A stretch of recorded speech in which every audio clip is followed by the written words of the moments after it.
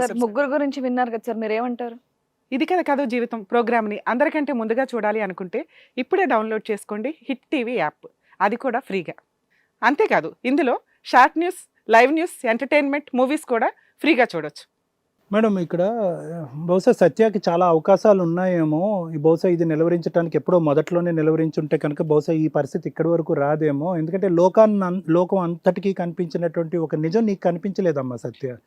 ఎందుకంటే అందరికీ అంటే ఓకే నమ్మకం అండి, భర్త కదండి, అన్నీ చూసుకుంటున్నాడు కదండి అనేటటువంటి దాంతో ఏంటంటే ఎక్కడో నీ మనస్సాక్షి లోపల ఎక్కడో సంకోచిస్తుంది. ఎందుకంటే అందరికీ స్కూటర్మే కనిపిస్తున్నాడు, అందరికీ ఆటోలో కనిపిస్తున్నాడు. ఎప్పుడైతే కనుక నలుగురు అమ్మ నీ కొంప కూలిపోతుంది, నీ పరిస్థితి ఇంకా దారుణంగా కాబోతుంది, పిల్లలు ఉన్న దానికి తండ్రి లేకుండా అవుతాడు, జాగ్రత్త పిల్లలు తండ్రి లేకుండా ఉన్నప్పుడు అప్పుడు నువ్వు ఫోటోలు ఇవన్నీ ఆధారాలు పెట్టుకున్నావు. కానీ ఈ లోపల ఏమైంది అంటే కనుక వీళ్ళిద్దరు బంధం అనేటటువంటిది బలపడింది. ఇదెందుకంటే కనుక ఈక్వల్ ఆల్మోస్ట్ 1 year తేడాలో ఇద్దరికి సమన్యాయం చేశాడు మహానుభావుడు. ఎందుకు కలిశారు, ఎలా కలిశాడు అనేది జాలి దయ అంటున్నారు, కానీ అదేమీ కాదు. అదంతా తీసి పక్కన పెట్టండి. అతనికి ఏంటంటే ఇందాక నేను చెప్పినట్టుగా మధ్యలో ఒక ఆమె చనిపోయింది. ఇప్పుడు ఆ అమ్మాయి లాంటి ఎంతమంది ఉన్నారు అనేటటువంటిది మనకి ఇక్కడ లెక్కపత్రం లేదు. ఇక్కడ ఏంటంటే ఇక్కడ అంతా పబ్లిక్ అయింది ఇష్యూ, అక్కడొకరిని ఇక్కడొకరిని కూర్చోపెట్టి వీళ్ళిద్దరి సంగతి ఏంటి బాబు అని అంటే కనుక అతను ఇలా చెప్తున్నాడు. ఇంకో 4 దొరికారు అనుకోండి, మళ్ళీ ఇదే పంచాయితీ అక్కడ ఒక 6 పెట్టుకుని ఇతని మధ్యలో కూర్చొని పెట్టిన చేయాలి. ఎందుకంటే నేను గాఢంగా నమ్మేటటువంటి అంశం ఏంటంటే కనుక కనిపించిందే నిజం, ఇంతవరకే నిజం అని అనుకోవటానికి కాదు. ఇటువంటి అలవాటు అంటే సొంత భార్య ఇంత ఇదిగా పెద్దల సమక్షంలో ఎంతో ఒక ఇదిగా పవిత్రంగా చేసుకున్నటువంటి ఒక భార్యని సరే నా భార్య చనిపోయింది అని చెప్పుకోవటం వేరు. అంటే చెప్తున్నాను, ఒక మనిషి యొక్క క్యారెక్టర్, కృష్ణప్రసాద్ యొక్క క్యారెక్టర్, కృష్ణప్రసాద్ గురించి అటుకు ఎడం చేయొకలు కుడి చేయొకలు పెట్టుకుని లాక్కోవటం కాదు. ఇద్దరు కూడా అతను మెడపట్టుకుని ఇంట్లోంచి బయటికి గెంటేసేయాలి. అసలు వాస్తవానికి ఇద్దరు లాక్కుంటున్నారు. నాకు ఆశ్చర్యంగా అనిపిస్తుంది. ఓకే కరెక్టే, ఇంతకాలం ప్రయాణం చేసిన తర్వాత పిల్లగన్న తర్వాత మొగుడు లేకుండా ఎలా సార్ మీరు చెప్పడానికి ఈజీగానే ఉంటుందని మీరు అనొచ్చు. కానీ ఏంటంటే నువ్వు ఏ తప్పు చేయలేదు, అతనిలాగే ఇలా విచ్చలవిడిగా తిరగలేదు, కుటుంబాన్ని నమ్ముకున్నావు, పిల్లల్ని నమ్ముకున్నావు, పవిత్రంగా బతుకుతున్నావు. ఏం చేశాడు, నీకు తిరిగి తీసుకుని వచ్చాడు. దగ్గర ఏంటంటే ఊర్లో ఒక 100 మంది ఏం సత్యా నీ భర్త పక్కదోవ పడుతున్నాడు, కావాలంటే ఆ అమ్మాయిని చూపెడతాం, అతన్ని చూపెడతాం అనేటంత వరకు నువ్వు నమ్మకం లేదు. ఆ స్థాయిలో ఆ గాఢంగా నమ్మావు, ఆ స్థాయిలో ప్రేమించావు, ఆ స్థాయిలో నమ్మకంగా ఉన్నావు. కానీ ఏమైంది, అతన్ని ఏ విధంగా నిన్ను చంపాడు? ఓకే చచ్చిపోయింది అన్నా కూడా నేను బాధపడి ఉండేవాడిని కదమ్మా. కానీ నా మీద ఒక చండాలమైన మోపాడు. అంటే ఏంటంటే ఒకప్పుడు నిజంగా నువ్వు చనిపోయి ఉంటే కనుక కూడా ఎంత భయంకరమైనటువంటి వాతావరణం క్రియేట్ అయ్యి ఉండేదంటే కనుక నీకు, నీ కుటుంబానికి, నీకు అన్నటువంటి పిల్లలకి కూడా మా అమ్మ తప్పుదోవరలోకి వెళ్ళి అంటరాని జబ్బులన్నీ అంటించుకుని చచ్చిపోయింది అనేటటువంటిది. అంటే అంత స్థాయికి దిగజారిపోయి చెప్పడం. చాలామంది మనం ఈ వేదిక మీదే చూస్తాం, ఎన్నో అక్రమ సంబంధాలు చూసాం, ఎన్నో పక్కదోవలు పట్టిన చూసాం, సీక్రెట్గా వెళ్ళి కాపురాలు చేసిన వాళ్ళని చూసాం, నా భార్య లేదు అని చెప్పి ఫోన్లు ఆపుకుని వేరే చోట కూర్చున్న సందర్భాలు చూసాం. కానీ భార్య చచ్చిపోయింది, దాంతో ఏంటంటే అంటురోగంతో చచ్చిపోయింది, నాకు పిల్లం లేదు, పిల్లలు లేరు, నాకు తల్లిదండ్రులు లేదు అని చెప్పి అతని జీవితంలో ఉండేటటువంటి ఎవరైతే సాక్ష్యాధారుల కింద ఉపయోగపడేటటువంటి క్యారెక్టర్స్ అందరినీ కూడా బతుకుండగానే చంపేసినటువంటి అతి గొప్ప వ్యక్తి ఎవరైనా ఉన్నారంటే, ఎవరి గురించి అయితే కనుక మీరు కీచులు ఆడుకుంటున్నారో, టగ్ ఆఫ్ వార్ చేసుకుంటున్నారో ఆ మహానుభావుడు కృష్ణప్రసాద్.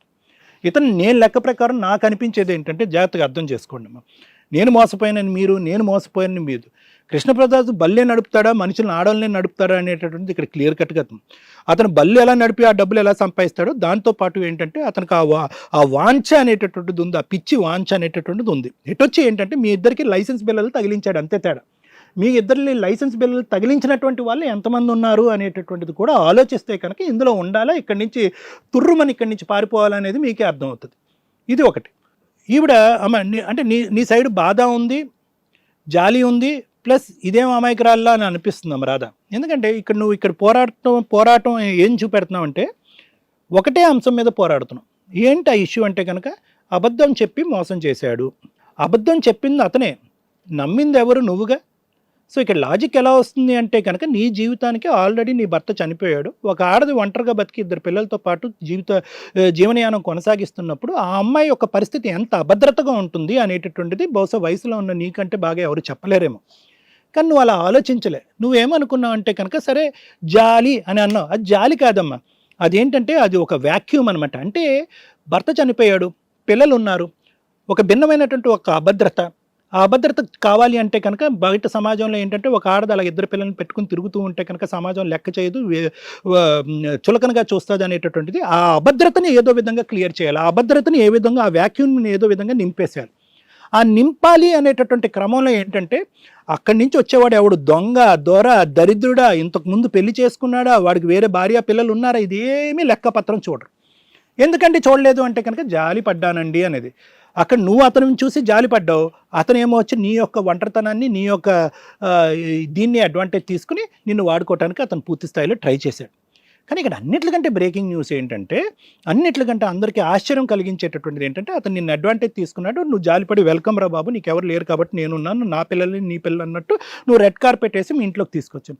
అన్నిటికంటే విచిత్రం ఏంటంటే 11 సంవత్సరాల పాటు ఒక మొగుడు ఎక్కడికి వెళ్తున్నాడు, ఆటోనే నడుపుతున్నాడా, వేరేవేవేవో నడుపుతున్నాడా, ఎక్కడ పోతున్నాడు, ఏ టైంకి వస్తున్నాడు, ఏం తింటున్నాడు అనేటటువంటిది ఓకే 10 రోజుల్లో తెలియదంటే అనుకోవచ్చు, 10 నెలల్లో తెలియదంటే అనుకోవచ్చు, 10 సంవత్సరాల్లో తెలియదంటే నాకు చాలా విచిత్రంగా ఉంది. అంటే ఏంటంటే ఇక్కడ ఎందుకు నేను ఈ మాట అంటున్నానంటే, తెలిసి ఉండొచ్చు తెలియపోయి ఉండొచ్చు, కప్పాలి అనే ఉద్దేశం వాడికి ఉన్నప్పుడు నిన్నేంటి మొత్తం ఊరినంతా కలుగపెత్తాడు.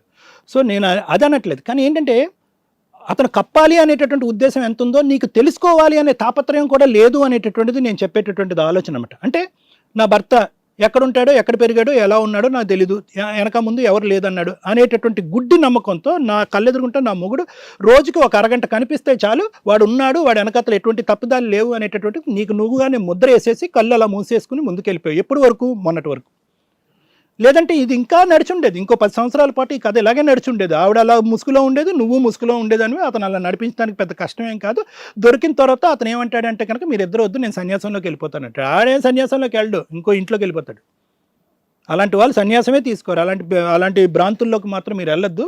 ఇంకొకటి ఎక్కడో తాళం వేసి వచ్చి ఉంటాడు, ఆ తాళం కప్పు తీసి లోపలికి వెళ్తాడు, అక్కడ ఇంకో ఇద్దరు ఉంటారు.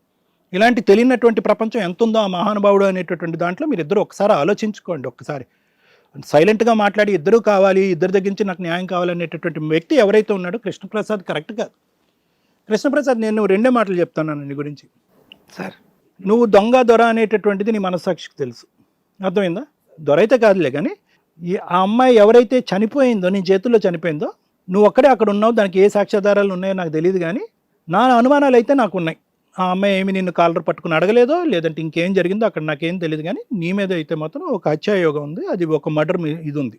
సో నువ్వు అదే కడుక్కోవటానికి నీకు తలకు మించినటువంటి పని, అర్థమవుతుందా?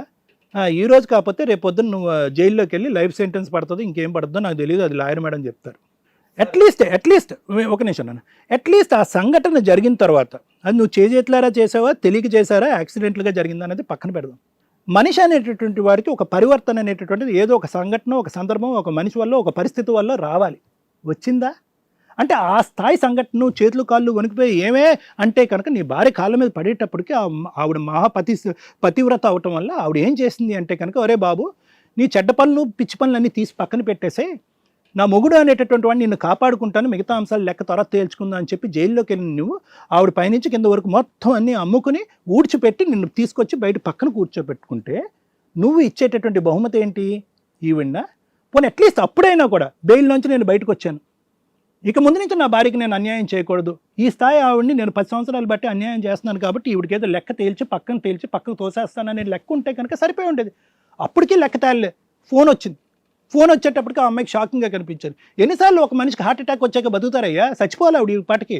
సార్ ఆ విషయం చెప్దామని ఈమెకి చెప్పి ఏదో విధంగా, ఇది అంతా కాదు, ఇవన్నీ జరగవు, ఇవన్నీ జరిగేటటువంటి అంశాలు కాదు, నీకు ఆ ఆలోచనే లేదు. ఎక్కడికక్కడ కప్పేద్దాం అనేటటువంటి లెక్కే కానీ పబ్లిక్గా వచ్చి ఒక లెక్క తేల్చుకుందాం, తప్పుని తెలుసుకుందాం, తప్పుకి పశ్చాత్తాపం పొందుదాం, చేసినటువంటి పాపాన్ని కడుక్కునేటటువంటి ప్రయత్నం చేద్దాం అనేటటువంటిది ఆవగించంత కూడా నీ బ్రెయిన్లో లేదు, ఇప్పటికీ కూడా లేదు.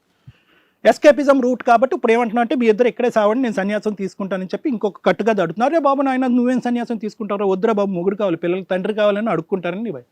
నాన్న ఇవన్నీ పక్కన పెట్టు, ఎప్పటికైనా నువ్వు బుద్ధి గడ్డి తిని ఉంటే కనుక ఇక్కడే లెక్క తేల్చుకో. ఇది మంచి వేదిక, ఇటువంటి అవకాశం మళ్ళీ నీ జీవితంలో రాదు. ఇక్కడే ఉంటావో జైల్లో ఉంటావో ఫ్యూచర్లో నాకు తెలియదు, కానీ అట్లీస్ట్ ఈ పాపాన్ని ఈ పద్ధతిలో అయినా కడుక్కో. ఆవిడకేం లెక్క తెలుస్తావు, ఈవిడికేం లెక్క తెలుస్తావు అనేటటువంటిది ఒక్కసారైనా కూడా ఒక మంచి కార్యక్రమం చేసి ఒక మంచి చావు.